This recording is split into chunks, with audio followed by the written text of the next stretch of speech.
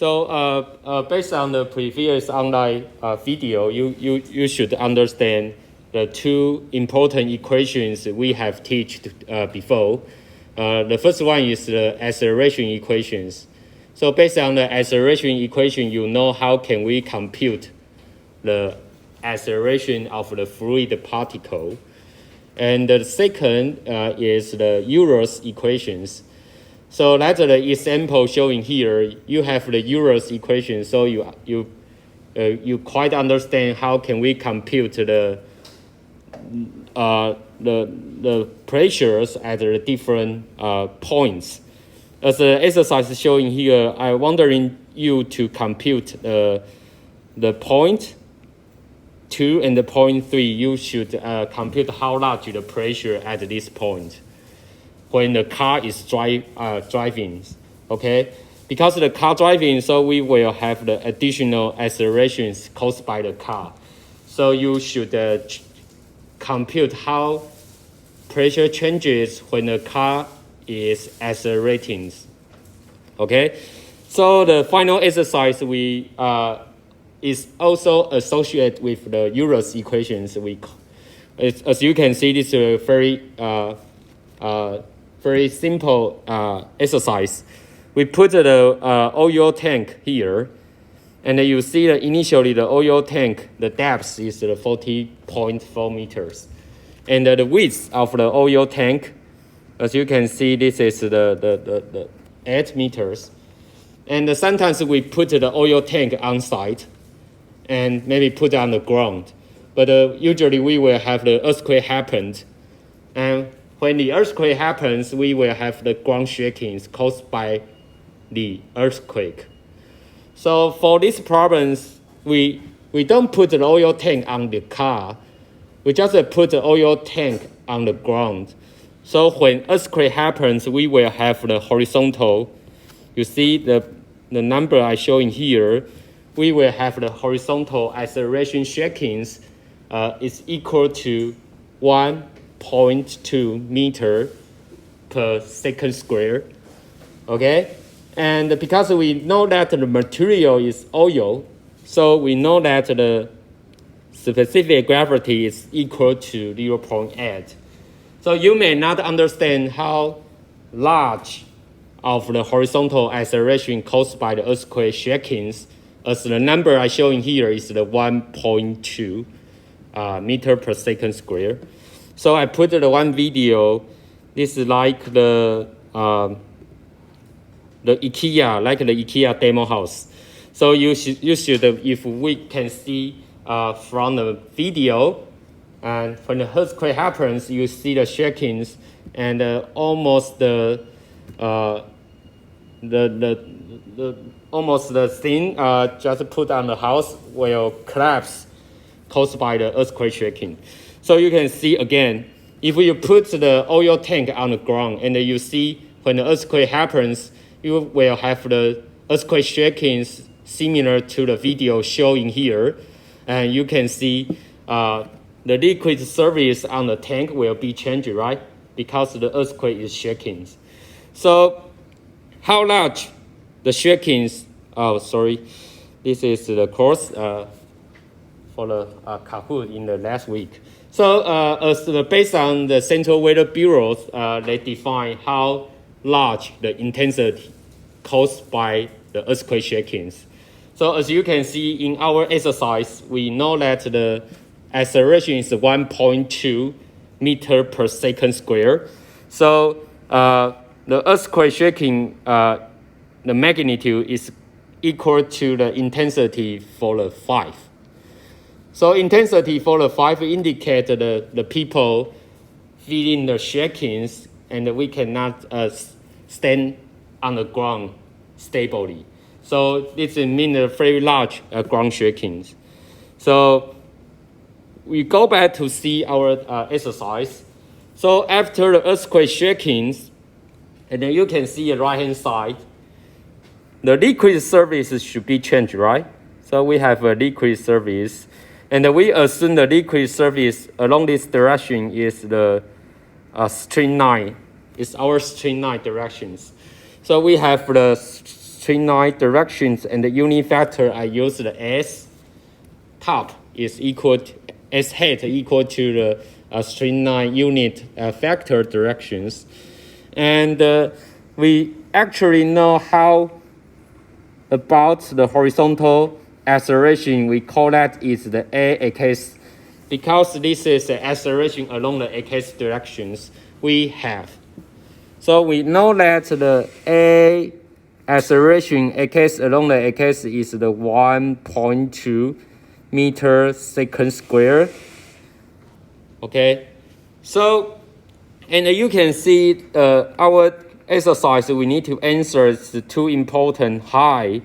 The one is the H1, and another is the H2. So why we need to compute the height changes after the earthquake shaking? Because we know that the total height is the 5 meters, right? So that indicates if the shaking is large enough, maybe the height of the liquid will over than 5 meters. So your oil in the tank will flow out, will spill out. So it's not, so if for our design, we should increase the height of the oil tank. But we don't know because we didn't compute how high changes for the H1 and the H2. And the second point is we should consider how large the pressures on the bottoms after the earthquake shakings. So we have the 2 points, the point B and the point A. We wondering to compute how magnitude of the pressure on the bottom of the tank. So we know that the height changes, so the pressure on the bottom should be also changed also. So we wondering to compute how large the pressures at the points of the B and A. Okay, so after we clarify the exercise, so now we wondering to apply some idea to compute the pressure changes and the liquid height changes. Okay, so the first, we should apply the Euler's equation, right?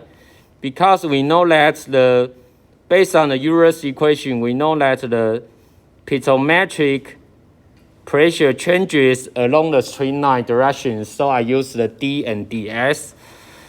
And the inside is the piezometric pressure. So we have the P plus the gamma Z will equal to the accelerations, okay?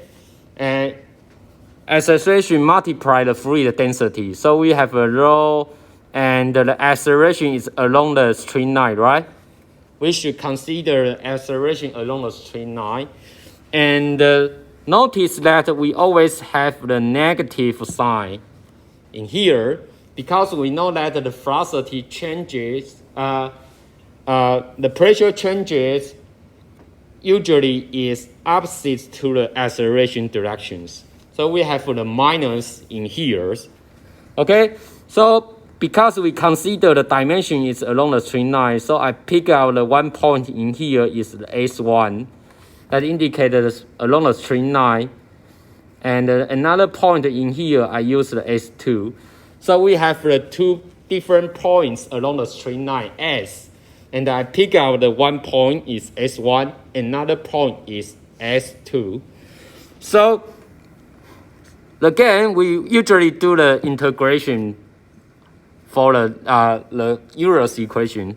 So the first we integrate the minus, we have the minus outside, right? And we have the partial of the piezometric pressure changes will equal to the integrate the right hand side, but the low AS and along the straight line directions ds. So how the dimensions for the straight line we start from the S1 to the S2, right? And for the piezometric point, we start from the 1 point to 2 points. Okay, So we can do the integrations for based on these equations. So we have the minus, and the first is the 0.2 P2 plus the gamma Z2. And the minus, so we have the positive, the P1, and the plus the gamma Z1.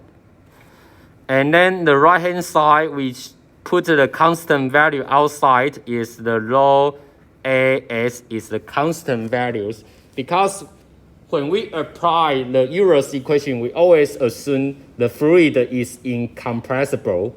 So the low density didn't change with the different locations. And we consider this is a constant acceleration as. So that we only have the string line distance difference is S2 minus the S1. Okay? And then if you consider right now what's the Z1? The Z1 is equal to the H1, right? And the Z2 is equal to the H2. So I just use the different parameters and just for your calculations. And because we know that the point 1 here and the point 2 here are located at the liquid surface. And for the liquid surface, we connect to outside. So you can see there is the hole. So we connect to the outside that indicate the liquid surface is paused on the atmospheres. So we don't have any gauge pressures, right? For the P2 and the P1 will equal to the 0, because our oil tank is connected to the air. So that is paused on the atmosphere environment, so we don't have any gauge pressures for the P1 and the P2. Okay, so the left hand side we only have the minus the gamma D2 and the plus the gamma Z1. And right now the D2, D1 is our H1 and H2. And the right hand side we have the rho, and as we know that the AX is in here along the x direction, so we should project the AX project into the string line directions. So we don't know what's the angle here. This angle we call that the theta. So we should know the AS acceleration will equal to the AX multiply the cosine theta, right? Because we do the project and we know that the theta angle, but we don't know how the theta angle values. But we just do the project. So we can replace the AS to be the AX cosine theta and multiply the S2 minus the S1. And if you take a look, the cosine theta multiply the S1, S2 minus the S1. Because the S2 minus the S1, we know that this is the length in here, right? And if we do the cosine theta, that will project the line in here, right? So the S2 minus the S1 multiply the cosine theta will equal to the L length, because this is L length.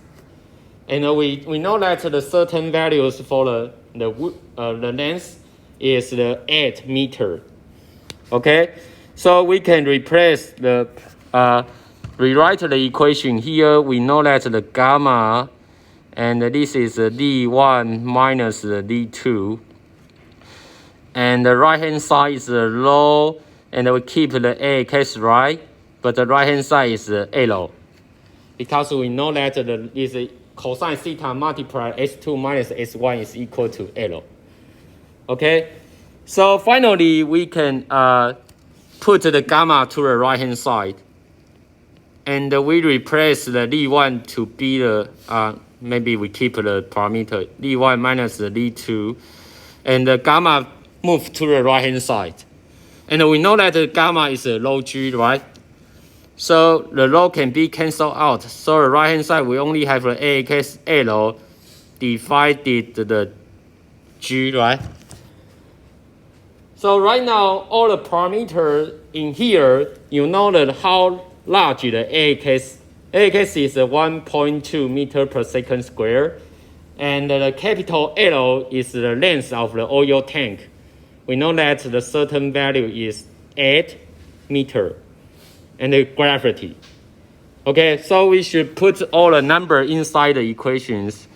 So that the AX is 1.2 meter second square, and multiply the 8 meter, and divided the gravity is 9.81 meter second square. So you should use your calculator to compute the answer. So the 1.8 to multiply the 8 divided 9.81. So the number in here is about the 0.9786 meter. Okay, so this is and I may summarize in here. This is D1 minus the D2 will equal to 0.9786 meter. And this is our equation 1, okay? So our purpose is computed how high changes for the D1 and the D2, right? But we only have the one equations, 2 unknown parameters. We cannot really find out how the values of the D1 and D2. So the second equation is required. Because we have the 2 equations and the 2 unknown parameters, so we can find out how large the D1, D2. But right now, we only have the 1 equations. So we are looking for the different equations, and then we can try to find out how the magnitudes of the D1 and the D2. Okay, so how can we have the second equations? As you remember, if we assume that all of the oil didn't flow out, so that indicates the idea is we have the volume in the tank is a constant, right? Because we assume the oil all stay in the tank, didn't flow out during the earthquake shaking. So in that way, we can have the volume constant balance. So before here is before the earthquake shaking, right? And before the earthquake shaking, we actually know the area in here is 8 meter. Multiply the depth is 4.4 meter, right? And we assume that the width of the oil tank is the same, didn't change. The liquid width in the tank is the same during the earthquake shaking. So this is the area should be equal to the area on here, right? The area on here. After the earthquake shaking, then we change the area, but the volume is the same. So the area in here, the area in here, you can use the D1 plus the D2, right? And multiply the length here. Multiply the length is the 8 meter. And multiply the 2.5. Because we are compute the trapezoidal area, so we just compute this area. They are equal, right? So you can just reorganize the equations. So you will have additional equation, the Z1 plus the D2 will equal to, you just use your calculator, and it's a 4.4 divided with 0.5, right? Because the 8 meter will cancel out. The 8 meter will cancel out. So that will equal to the 8.8 meter. And this is our equation 2. This is our equation 2. So right now you have the 2 equation and the 2 unknown parameter. So you can figure out how large the Z1 and the Z2 value we have. So basically I just maybe I plus the 1 plus the 2 equations, and the Z1 and the Z2 will cancel out. So we know that the 2 times Z1 will equal to the 0.9786 plus the 8.8. So you know that's how large the Z1 value. So I use my calculator to compute the answer. So that's equal to about the 4.89 meters. And this is your equation 3, and you can just put back into any equation you want. So if we put back to 3, put back into the 2 equation, so we know that how large the Z2. The Z2 is 8.8 minus the answer here, the Z1. So it's equal to 3.91 about. And so that's based on equation 1 and equation 2, we can figure out how large the Z1 value and how large the Z2 values. So this is our first answers, because we know that all the liquid height is less than the 5 meters. So that indicates the oil will stay on the tank, didn't flow out during the earthquake shakings. And the second questions we need to answer is what the pressures in the bottom of the tank. So we can compute the point A and the point B, how large the pressure we have. So we should compute the PB and the PA, okay? If you still remember the hydrostatic equations, we have the hydrostatic equation. And how the pressure we will have, the pressure will equal to the gamma Z, right? The pressure will equal to the gamma Z.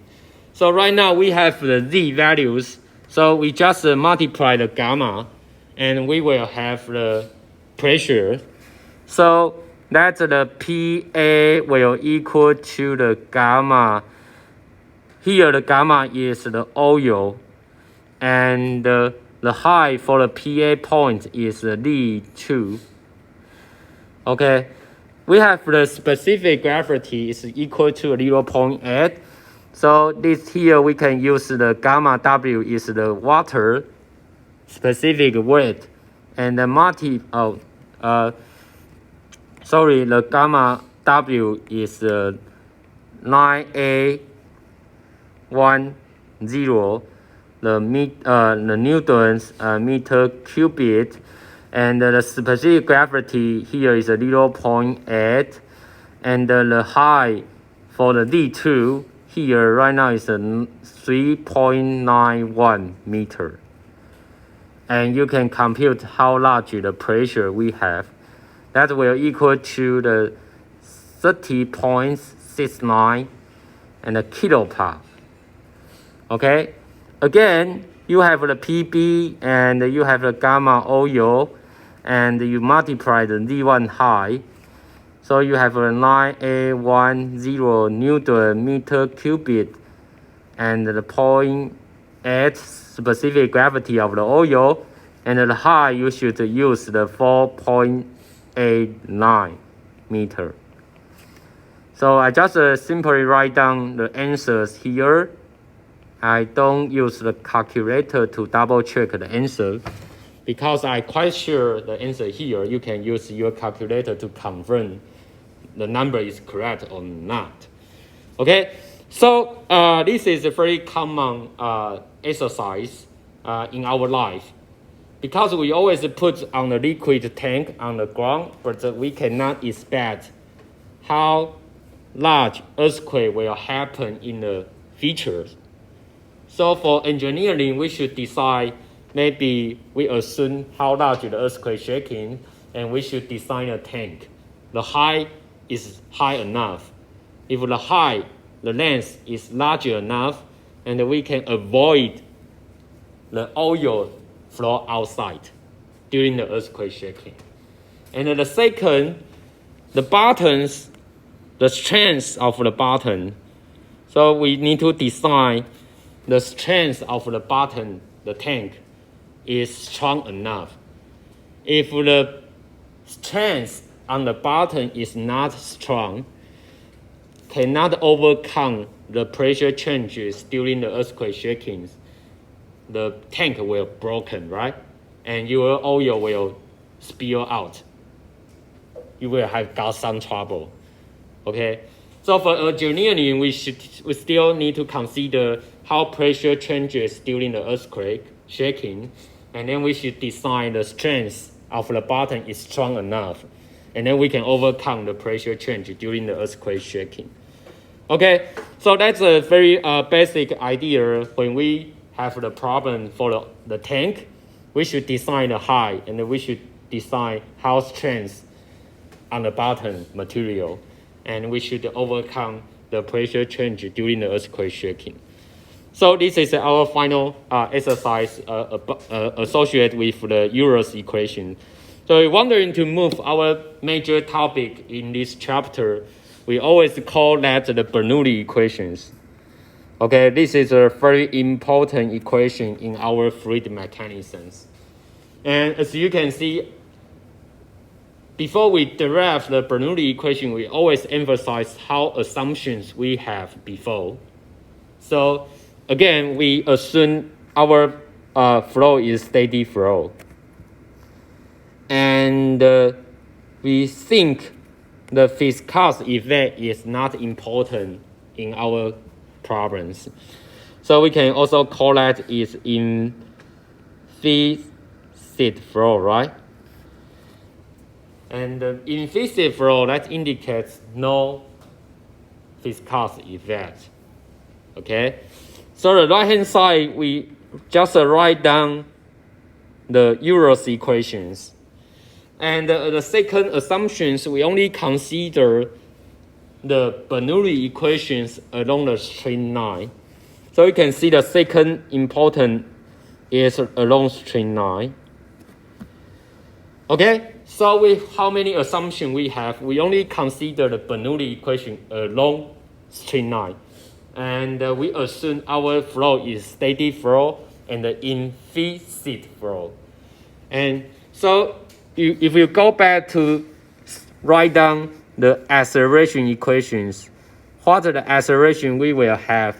The first one is the convections, right? We have the convections, convective acceleration. The velocity changes with the straight line directions multiplied F, V velocity, plus the local acceleration, right? And we call that the two acceleration components along the tangent directions. So we have a tangent. Oh, sorry, I should use the unit vector here. And we should plus additional acceleration items. We call that the centripetal accelerations along the normal directions. Okay, so we consider how the condition we have. We first condition is along the straight line. So we don't have the items for the normal, right? Because we only consider the acceleration along the straight line. And the second, we consider our flow is steady flow. So that means the velocity didn't change with the time, right?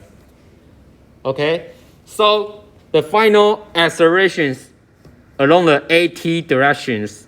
What the AT direction is the tangent direction. We only have the v, dv, ds, and the ut unit vectors. So that means we only consider the acceleration along the tangent directions, and then the flow is steady flow. So the velocity didn't change with the time.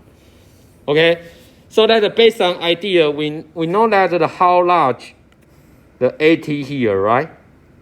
We know that how large the AT here. So we rewrite the Euler's equation right now.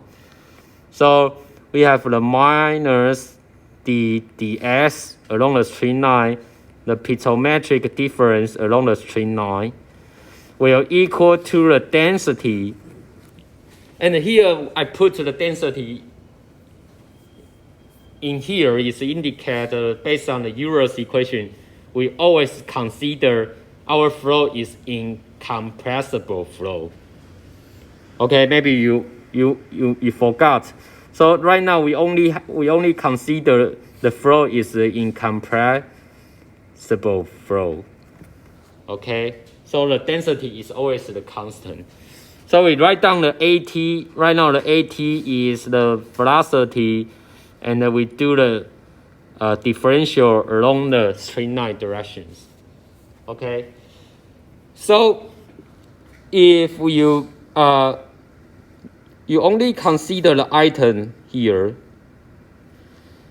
and if we can do the partial integrations, so the v dv ds, if I do the integration, that will equal to the ds and the 2 over v squared. So simply I just do the integrations by part. So I know that the v multiplied dv ds is equal to the v squared over 2 and the d and ds.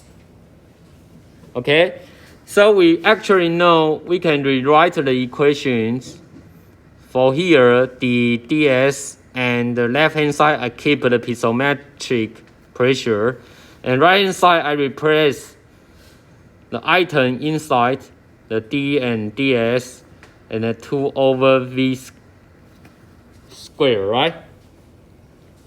And because we always assume the density is the constant, because we assume the flow is incompressible flow, so we can directly put the density inside the differential. So I put the rho in here, and the v squared divided the 2. If you make the comparisons, the left hand side and right hand side, we have the same differential, right? We have the same differential for, oh sorry, I changed the color. Differential for the along the straight line. We have the same differential along the straight line. So we can merge the two parameters together. So I rewrite the equation here. It puts all the differential outside along the straight line, and the inside I have the p plus the gamma z. It is the piezometric pressures, and we can multiply plus the 2 and rho v squared. After that, we know that it will equal to 0. So no matter any parameters differential along the straight line will equal to the 0. That indicates we have the p plus the gamma z and the plus the 2 over rho v squared will equal to the constant, right? Because any constant we take the differential along the straight line is always equal to 0. So that indicates the p plus the gamma z plus the rho v squared over 2 will always equal to the constant values. Okay? And usually this is, we call that the Bernoulli equation. So that is our Bernoulli equations And this is, we call that the pressure. It's a pressure foam. The Bernoulli equations for the pressure foam. So in other words, we have another foam. I call that the head foam. So I just divided the gamma for this equation. So the P divided the gamma plus the Z and plus the 2G and the V squared is also equal to the constant. And we call that this is the Bernoulli equation for the head foam. Okay, so we have the pressure foam and we have the head foam for the Bernoulli equation. So what are the ideas? If we have the straight line here, this is our straight line, and I can pick up any 2 points, P1 in here, and we have the P2 in here. Any 2 points along the same straight line always satisfy the Bernoulli equations. So what are the meanings? I can write down the equation for the point 1. It's the P1 plus the gamma Z1, right? And plus the 2 over rho V1 squared will equal to the P2 plus the gamma Z2 plus the 2 over rho V2 squared. So that's the Bernoulli equations. If I confirm 2 points are located at the same straight line and they satisfy the Bernoulli equations. So I can write down the P1 plus the gamma Z1 plus the 2 rho V1 squared is equal to the P2 plus the gamma Z2 and plus the 2 rho V2 squared. Okay, so that's the basic idea. You should confirm the 2 points, any 2 points, locate at the same straight line, and then they always satisfy the Bernoulli equation. Okay, so sometimes we are discuss how the physical meanings. Can I explain the Bernoulli equation based on the physical phenomena?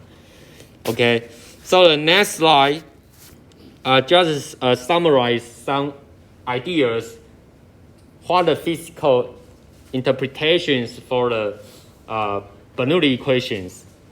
Okay, so the first part, because we consider the condition is the no viscosity effect. As you remember, the viscosity effect, we call that like the solid mechanism, we call that the friction. The friction. So that means no viscosity, no friction. So there is no energy dissipation. There is no energy dissipation because we don't have any friction force. Okay? And sometimes we will call that the Bernoulli equations is the energy conservation. That means the energy didn't dissipation. That indicates the Bernoulli is satisfy the balance between the work and the energy in the flowing fluid. Okay? So what kind of the work, what kind of energy we have? If you go back to see the equation here, for the first items, for this item, I will say it is the work. Okay, it is the work caused by what? It is caused by the pressure, right? Force. Because we know that we have the force and apply to the particle, and we can have some work applied to the particle. So for the first item, I will say that is the work caused by the pressure force. So how about the second items? If you see the second items, you may say that is the potential associated with the potential energy, right? Because this item only associated with the elevation changes. As we know, the elevation, we call that the potential energy. Okay? So you can see And you may understand what is the final items. For the final item, we can directly say that is kinetic energy, right? Should be associated to the kinetic energy because there is the velocity square. And we know that the velocity square is correlated to the kinetic energy. Okay? And the right-hand side is equal to the constant. That's why we say the Bernoulli equation is also called as the energy conservation idea. Because there is no energy dissipation and there is no viscous effect. So we don't have the friction force and the energy cannot dissipate. Okay. So that's a very common sense. If we apply the Bernoulli, so we assume the energy is always conservation. Okay, and what kind of energy we have? We have the work caused by the pressure force, and we have the two energies. One is potential, another is kinetic. Okay, so that's all for the Bernoulli equations. And there are many applications for the Bernoulli, and in the following slide, the first application for the Bernoulli equations, we call that usually we wondering to understand how fast for the flow velocity and how the pressure inside our flow field. So the slide just show one example. We have the flow. And the flow just along these directions. But in this case, we didn't know how the velocity we have. So we didn't know the velocity. And then we make the hole. So we make the port in here. And then we put the piezometers and we put maybe the pressure gauge. And we can see there is a diffraction high. Okay, after we put the pressure gauge here, and we see the liquid will rising, and we can see the diffraction high in here. And how can we know the velocity inside the pipe? So we have the Bernoulli equations. And we know that there's a certain straight line in here. We know that a certain straight line in here. And so we can do some the balance. Maybe I can pick up the 1 point in here. I call that the B. And then we have the point in here. I call that the C. And then we just make the Bernoulli equation balance. And then we can know how fast for the flow velocity inside the pipe. Okay, so I'm not going detail here because later we have the exercise, so we can understand how can we compute the flow velocity if we apply the Bernoulli equations. Okay, so this is another slide. Just remind you what is the Bernoulli equations. So if you take a look, this is style of the pipe. We call that the nozzle. Okay, 束缩管. So usually we call that the nozzle indicate the cross section. As you can see, you have a different cross section length. This is the cross section 1, and this is the cross section 2, and there is the cross section 2. Okay, so different cross section length, you know that the velocity will change it at the different cross sections. Okay, so and we call that the change with the cross section length, the pipe, we call that the nozzle. We call that the nozzle. And for this case, we know that there is the horizontal. There is a horizontal line, and there is the bottom. And for the top horizontal line, we call that is the total head equal to constant. So how about the total head?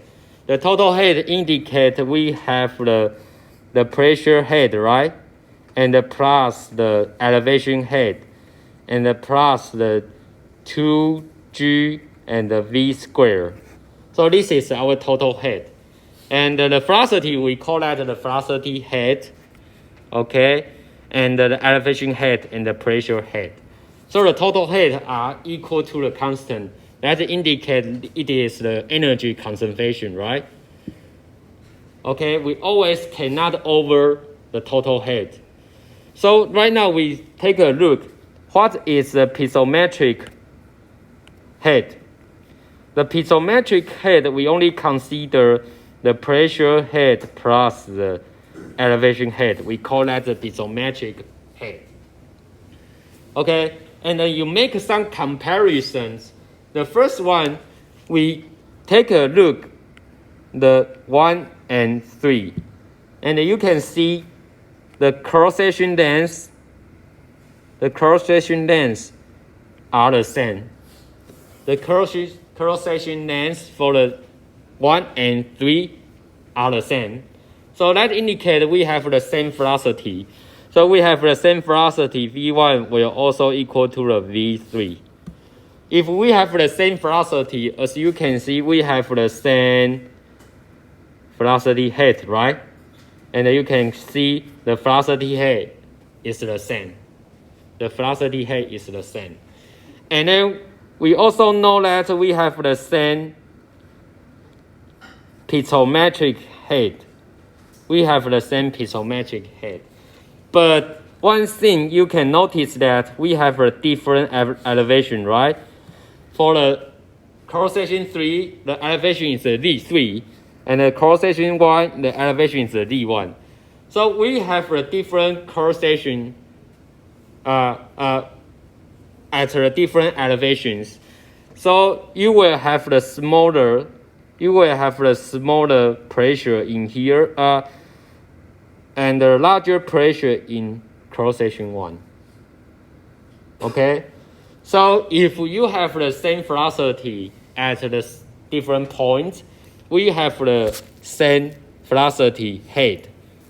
But we actually know the different elevation for the location 3 and 1.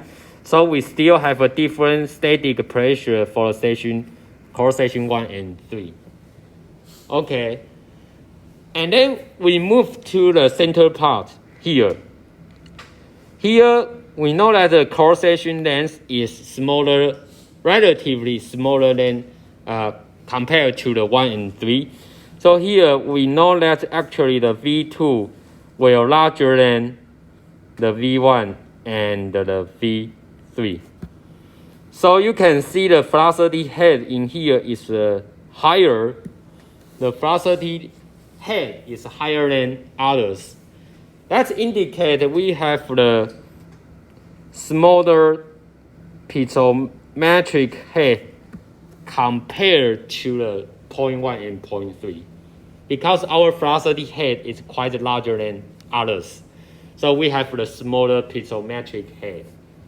So that's the idea for the Bernoulli equation. We know that the different cross-section area, we will have a different velocity. And because small cross-section area have a highest velocity, and then we will result the high velocity head. But the piezometric head will decrease because we should have the energy conservation. So the total head is always constant. Okay, that's the reason why we can compute the different cross-section area for the velocity or for the pressure, because we know that they are satisfy the Bernoulli equation.